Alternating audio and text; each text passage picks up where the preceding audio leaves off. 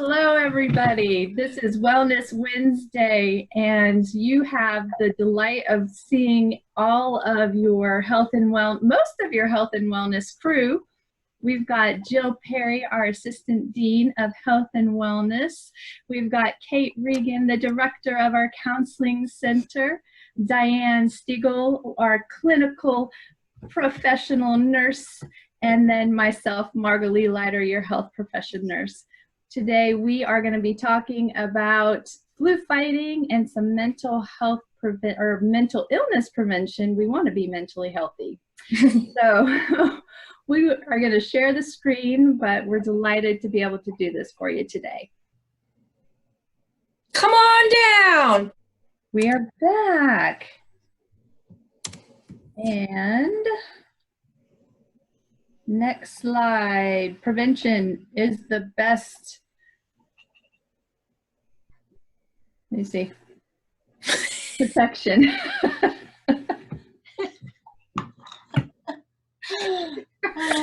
Super real. This is going so well. I feel about this. Oh, Awesome. I'm glad this didn't happen for QPR. I know. Well, yeah, it would have been great. But so there are many things in the environment today that increase our risk of getting sick physically and mentally.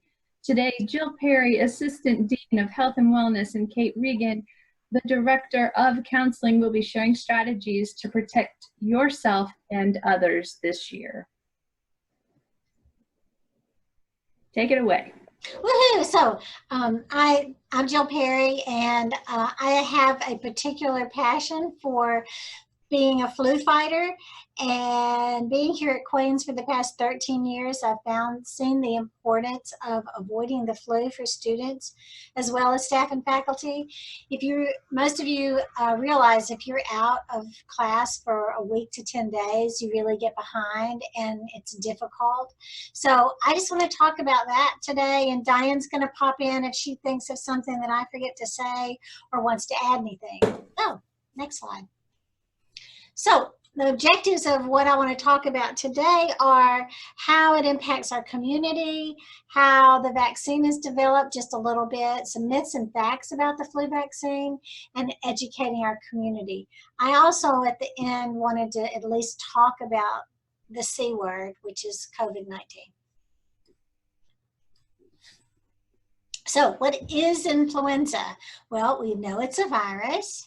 It's also called the flu. It is a very contagious respiratory infection, usually upper respiratory. It infects the nose, the mouth, the throat, and the lungs. It can cause mild to severe symptoms, and the best way to prevent it is a flu shot. So I'm really nerdy, so I like to use numbers. This was the projected for the flu season 2019-20, and projected by the CDC and in conjunction with the WHO, or World Health Organization. Somewhere between 39 and 56 million cases of the flu are expected, 18 million to 26 million medical visits. And I think the most important one is 24,000 to 62,000 deaths from the flu. So people think, oh, it's just a flu, but it can be deadly. It causes pneumonia, and people can get really sick.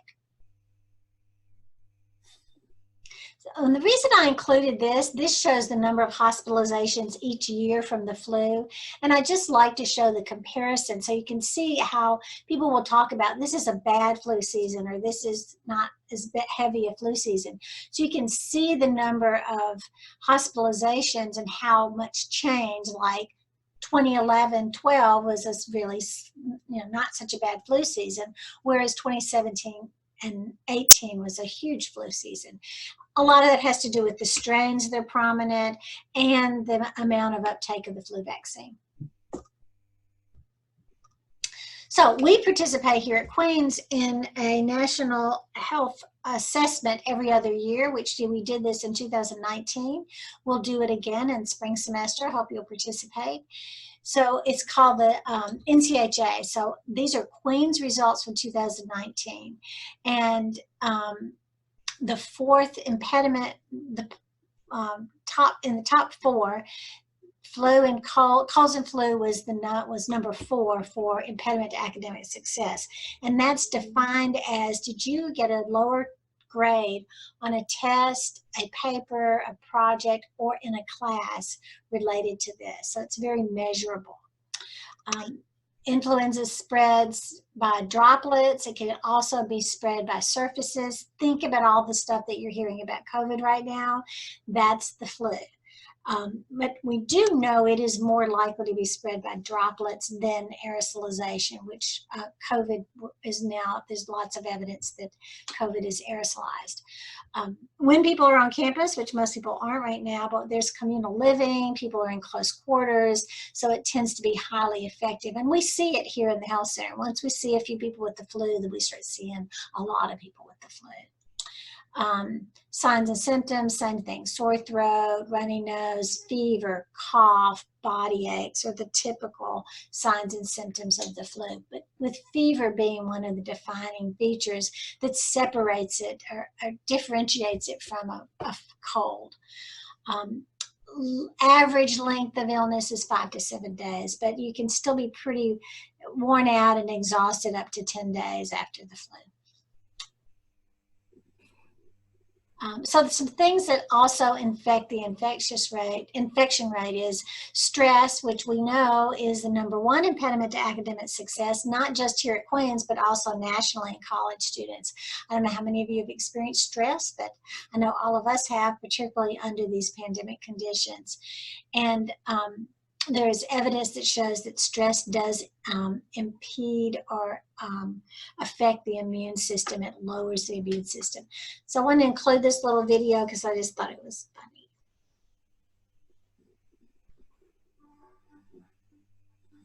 We now understand that there's a complex biochemical link between stress, the immune system, and illness. When we're stressed, the brain causes the release of chemicals which go through the bloodstream and activate the adrenal glands. The adrenal glands, in turn, give the body a shot of some very potent hormones, adrenaline and cortisol. Both give us a boost of energy, highly useful for survival.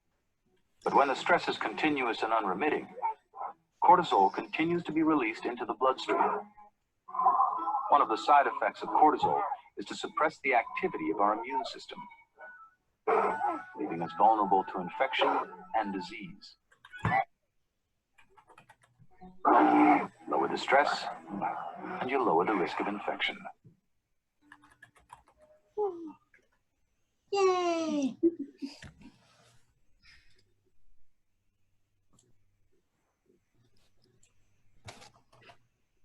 So some other things that affect the immune system, I think we all know that sleep is certainly is a time when our body regenerates and produces immunity. So when we don't get enough sleep, obviously it does just the opposite. And the study that I was talking about, the NCHA showed that 20% of Queen's students report that sleep is an impediment to academic success.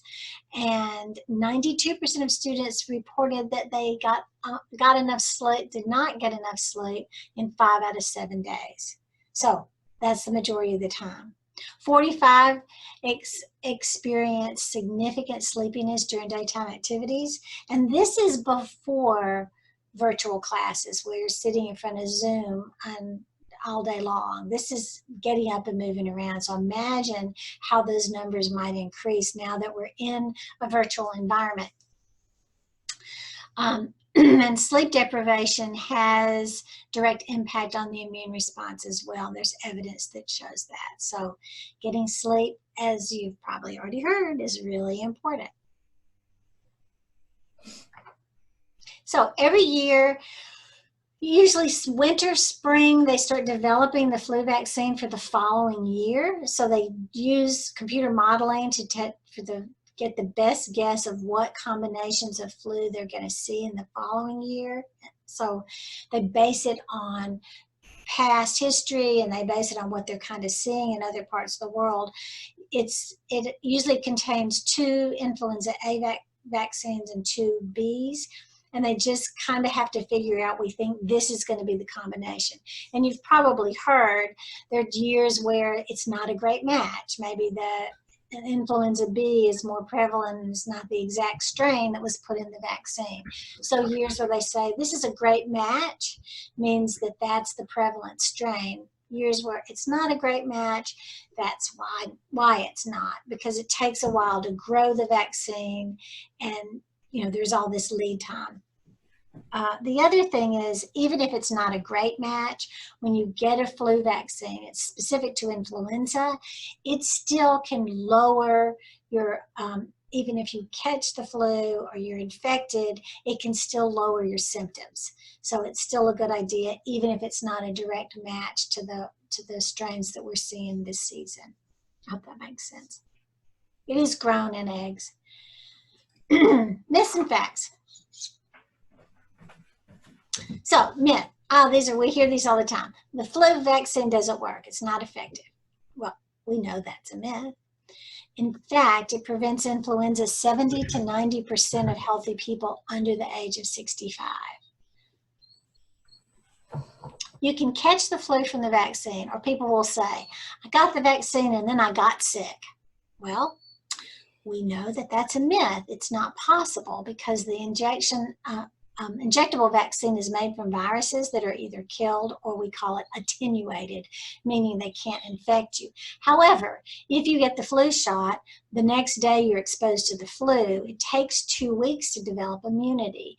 So you may, in fact, have already been exposed to the flu. You got your flu shot, you get sick. Well, you immediately think, I got sick because of the flu shot. But in fact, that's not true.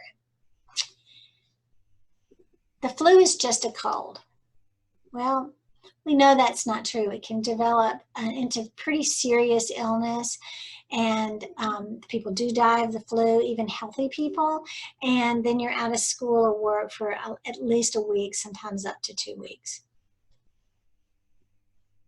So we're encouraging you to be flu fighters. Join, and the biggest way you can do that is getting your flu shot, and they're free here at the Health and Wellness Center. I included this next graph because this shows infection rates, and the prevalence is on the left. So if you have nobody that's vaccinated, then your prevalence of disease goes way up. Even as little as 20% vaccination rate lowers that, but you can see if you get to 40 or 60% of your population gets the flu shot, you have almost no infection rate. And you've heard talk about herd immunity, and this is sort of like if you get 60 to 70% of your population that's immunized, that's like having herd immunity.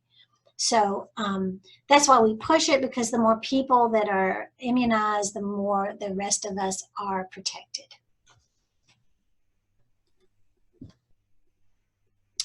So, it's important to educate people, because people have in their minds, I don't believe in it. I don't believe in the flu shot, or it makes me sick, or I've never gotten the flu before, so why do I need a flu shot? But the importance of vaccination, hand washing, covering cough, all this should be pretty ingrained in us now with COVID. I can't believe we weren't already doing this prior to a global pandemic.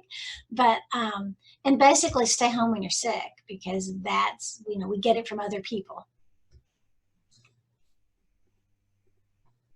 Oh, so this video is, can feel a little unsettling, but this shows you visually about spread. And I put this here because this applies not only to influenza, but also COVID. I'm going to try doing...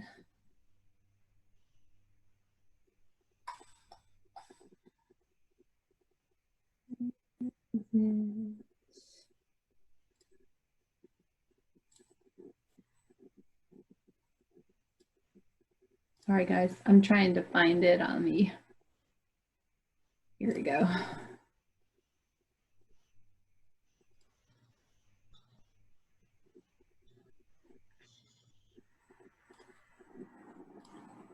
Nope. Can you get, oh, What can you see? Experts are now looking at this new infection mechanism as the key to preventing the further spread of the virus.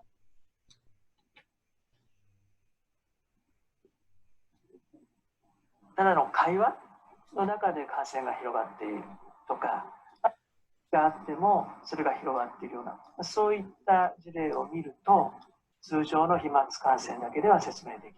非常に小さな粒子ということで、マイクロメーターの粒子、マイクロ飛沫感染とも呼べるような、そういった状況が起きたんじゃないかなというふうに考えられます。So how does this take place? NHK is conducting an experiment with a group of researchers. Gross alert. はい、データください。 The team will track particles in the air using laser beams and a high sensitivity camera. This technology allows us to detect droplets as small as 0.1 micrometers wide.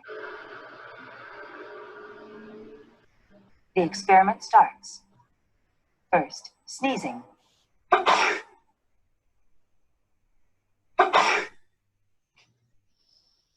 We can see a large droplet about 1 millimeter in diameter. It quickly falls. But let's look through the high sensitivity camera.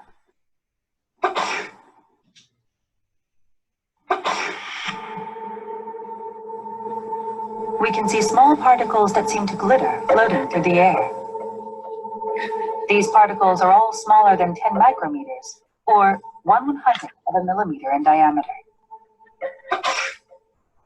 Let's take a look from a different angle. They're small and light. You can see them drifting through the air. These are microdroplets.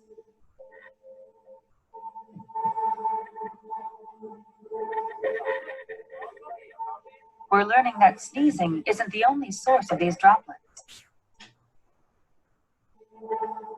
バナナボートとか乗ったら楽しい。いや、絶対楽しい。 We ran the same experiment on a close-range conversation. People generate a lot of microdroplets when they talk loudly.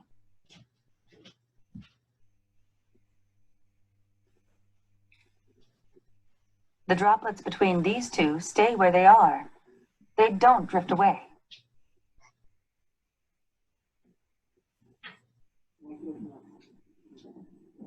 It's not yet known what volume of microdroplets leads to infection. But Tatada says we can't rule out the possibility that microdroplets have spread the virus to some extent. そのマイクロ飛沫、小さな粒子の中にもたくさんのですね、生きたウイルスがいて、大きな声での会話、あるいは激しい息遣い、そういった中でですね、このマイクロ飛沫ができて、それが近くの人、その人が吸い込むことによって感染が広がる。そういったリスクが見えてきたものと思います。The risk of infection through microdroplets becomes even greater in a closed space with poor ventilation.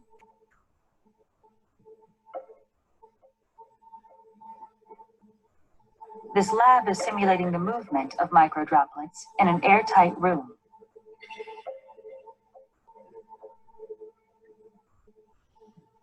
About 10 people in an enclosed space the size of a classroom. A person coughs once and spreads about 100,000 droplets.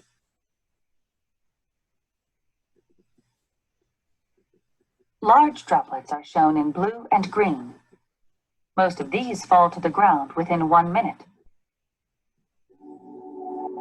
But the microdroplets shown in red continue to drift.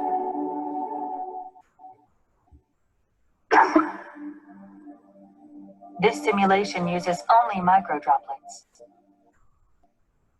5 minutes later, 10 minutes later,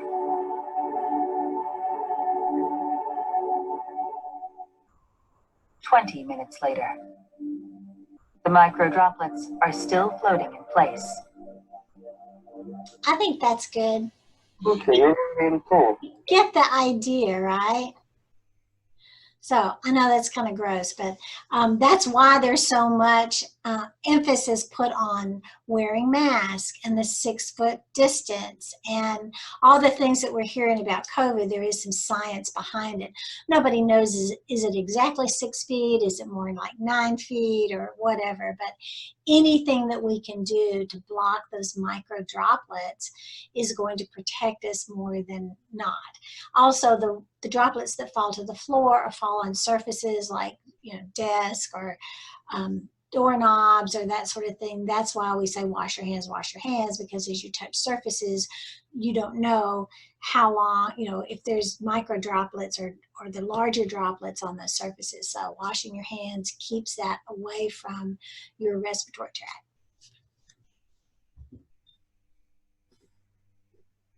So I just wanted to pick a few facts about COVID-19. The first reported case was in December of 2019. There's some question about had it started sooner. We don't know exactly, but we started seeing an increase in severe illness and death in Wuhan in December of 2019. There was once again, some confusion about it. Is it direct contact? Is it by droplet? How is it transmitted? But now, as we've gotten more science and know more about it, there's strong evidence that it is not just droplet, just intimate contact, but through these micro droplets or what's called aerosolization. So just breathing the air.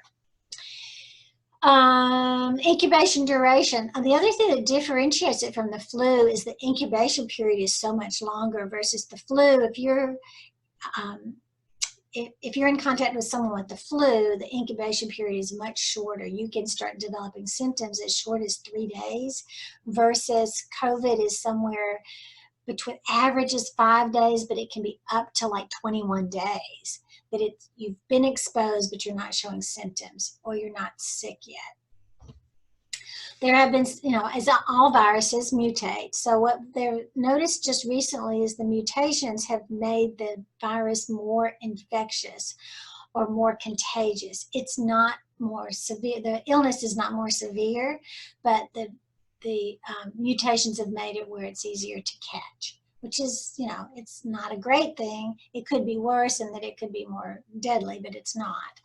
But the hard thing about COVID is the unpredictability.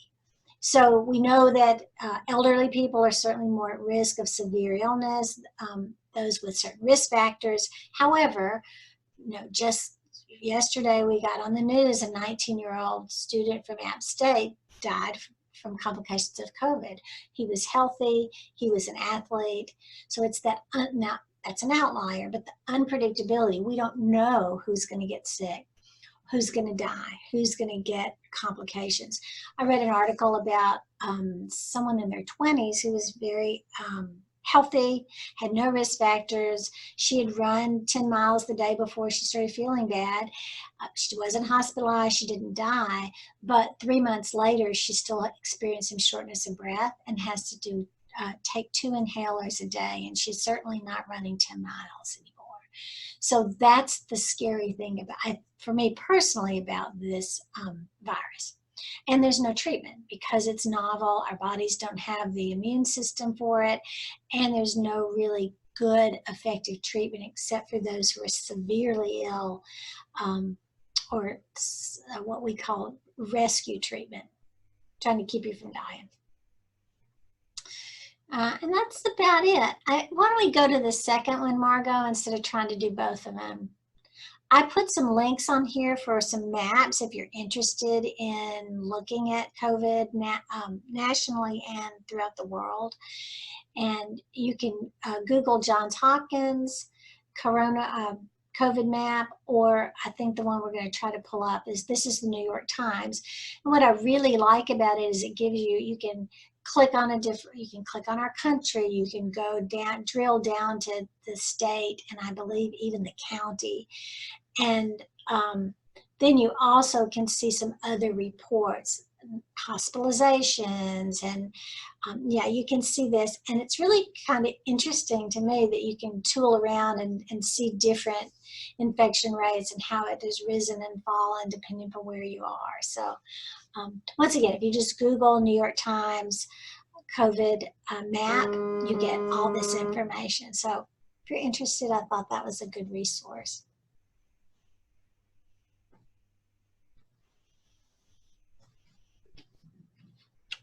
And I can't remember what's next. If you have any questions, well, I bet y'all don't have any questions. Diane might want to pop in and just talk about maybe how you can treat your symptoms.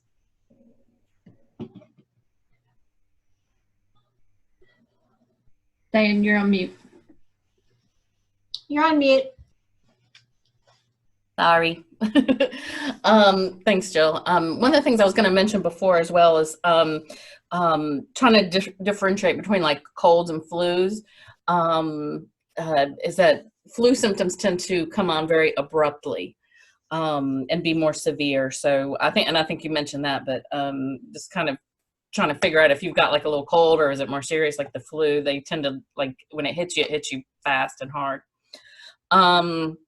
So basically, there's nothing that cures the flu.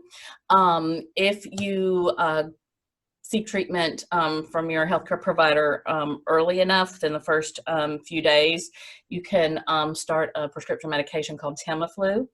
But that has kind of limited success, limited efficacy with that. Just it helps to shorten the length of time that you have the flu and the severity of your symptoms. But for the most part, you can just treat your symptoms with over-the-counter medications. If you have a cough, congestion, you definitely want to take an expectorant for that. Keep everything nice and loose, like Mucinex. Decongestants for sinus symptoms, stuffy nose, things like that. Tylenol, ibuprofen for fever and aches and pains. Best thing you can do is rest and hydrate. Stay home, which I think Jill mentioned earlier. And rest. Make sure you stay hydrated. A lot of the complications come from people getting dehydrated. Definitely most of the stuff you can get over the counter for colds and flus to treat whatever symptoms you have. Thank you. We will transition then to Miss Kate.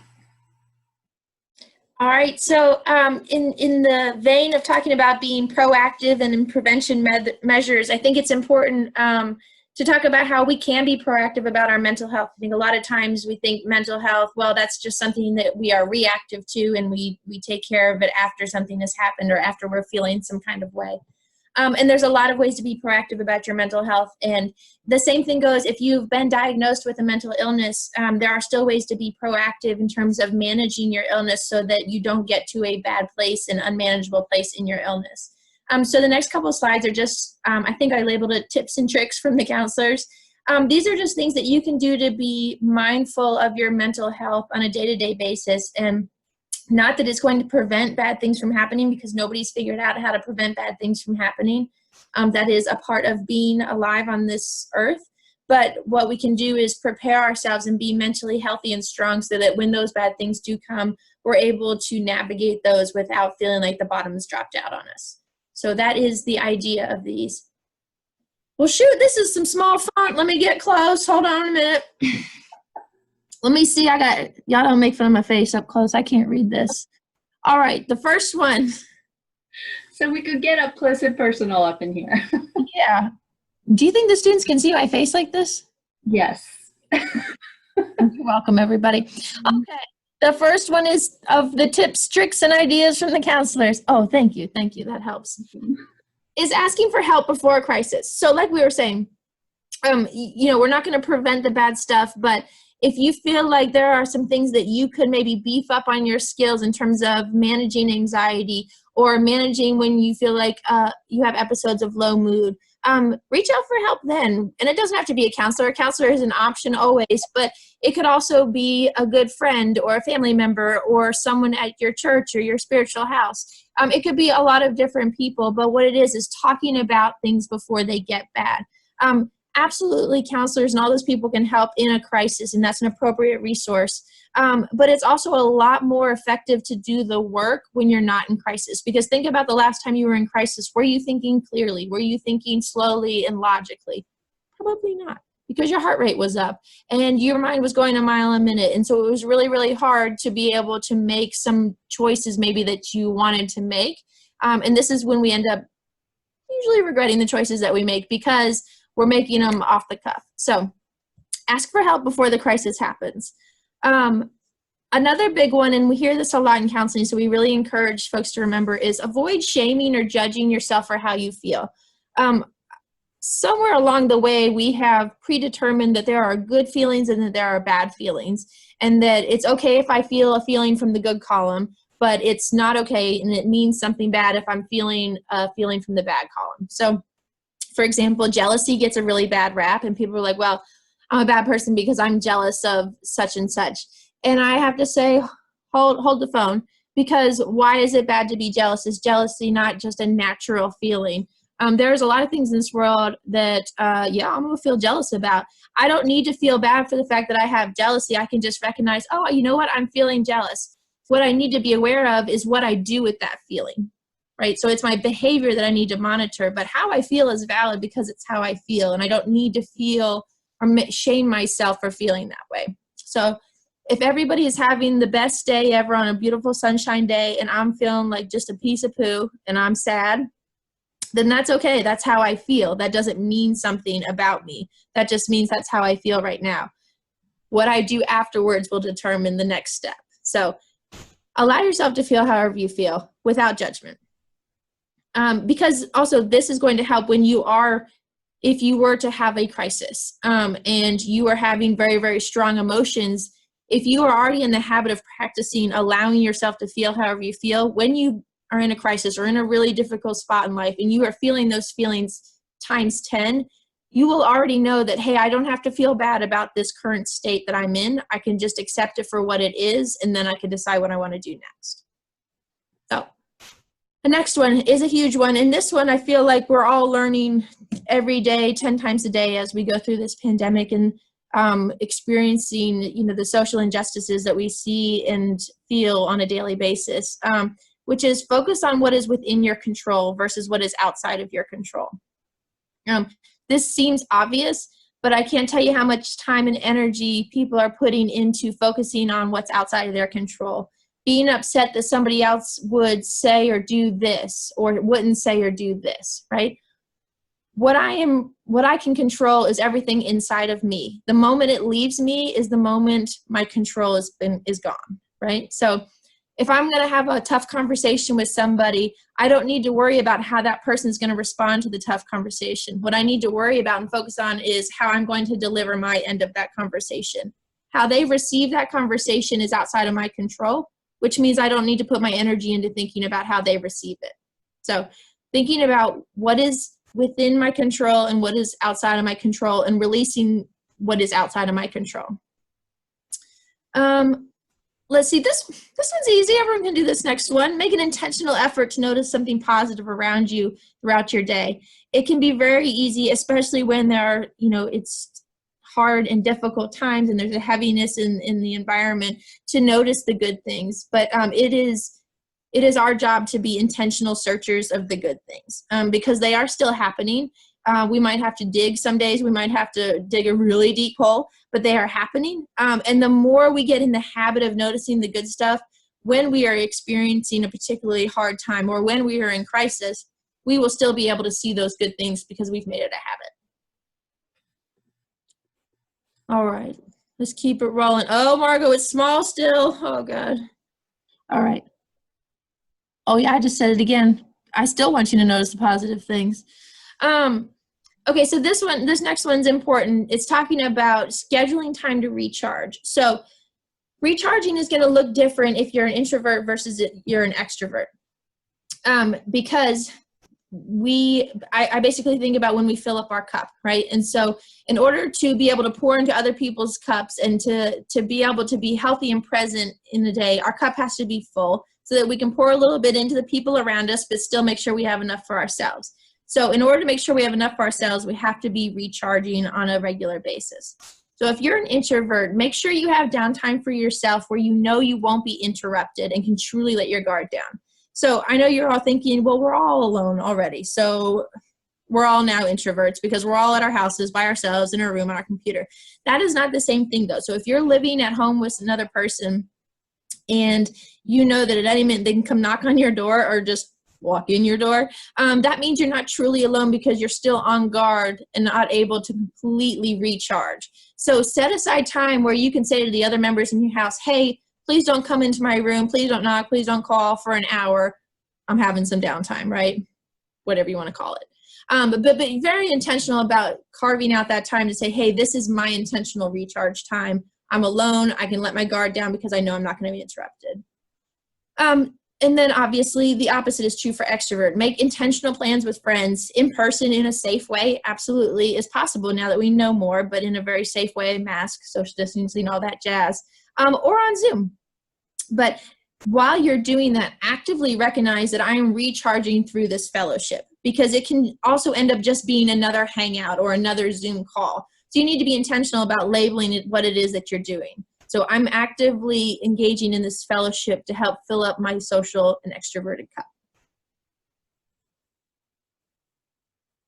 Okay, and I like this last one because this is just something that we can all do. And it's simple and it's true. Do something that you are already good at every single day, especially on stressful days or days that you're feeling off. It does not mean, okay, well, I am good at painting, so I need to every day sit down and make a masterpiece. No, calm down. It could be something as simple as like, I make my bed because it makes me feel good. Great, do it, right? I am good at running. Great, go for a run. I am great at baking. Great. Bake some cookies. It can be very, very simple little things, but the point is go on your strengths that you already have because especially in college, you are learning so much new stuff. You are learning new information in classes, but you're also learning more about yourself every day as you make this transition into adulthood. And so it can be hard when you feel like everything is new and that you're not necessarily good at any of it. Well, don't worry, we're not supposed to be good at all of it right away. But in the meantime, as you're growing and stretching, lean back on your strengths and find what it is that you're already good at and do that. And remind yourself, I do have strengths. I am capable. And so that, again, when we find ourselves in hard times, we at least are not also doubting our ability. So hopefully that makes sense. And I hope you've enjoyed my squeaky voice. And that's all I have to say. All right. Well, thank you all so much. Once again, we will click through. Those are her references. I'm going to stop sharing. And if everybody wants to just say goodbye. Goodbye. Like that. Bye. Stay safe. Bye, everybody. Thank you so much. Appreciate it. And it's